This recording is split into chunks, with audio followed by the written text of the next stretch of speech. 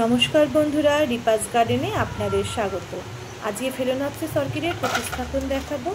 দেখুন, পুরো কোকো চিপসের মিডিয়ায় রয়েছে ফেলোনপসিসটা। এই মিডিয়াটা নার্সারির থেকে যখন আসে, এই মিডিয়াটা বেশি দিন রাখলে নষ্ট হয়ে যায়। তাই এই মিডিয়াটাকে চেঞ্জ করে আমি একটা মিডিয়া দেব।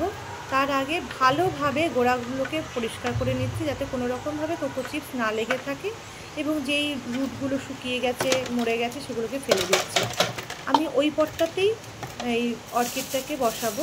আমি দু রকমের কাঠকয়লা নিচ্ছি, একটা বড় আর একটা ছোট। আর নেব হচ্ছে ক্লে বল। এই তিনটে জিনিস দিয়ে আমি এইটাকে ফেলোনপসিসটাকে বসাবো। আর অবশ্যই ফেলোনপসিসের জন্য ট্রান্সপারেন্ট পট নেবেন, এটা কিন্তু খুব জরুরি। কারণ রুট কীরকম বৃদ্ধি পাচ্ছে না পাচ্ছে ট্রান্সপারেন্ট পট হলে সেটা আপনি লক্ষ্য করতে পারবেন। এর সঙ্গে একটু পাইন বার্ক দিলে ভালো হতো, কিন্তু আমার পাইন বার্কটা শেষ হয়ে গেছে বলে আমি এই দুটো জিনিস দিয়েই প্রতিস্থাপন করছি। আর এই যে সময়টা আমি নির্বাচন করেছি ফেলোনপসিস অর্কিডগুলো প্রতিস্থাপনের জন্য, এটা হচ্ছে আদর্শ সময়।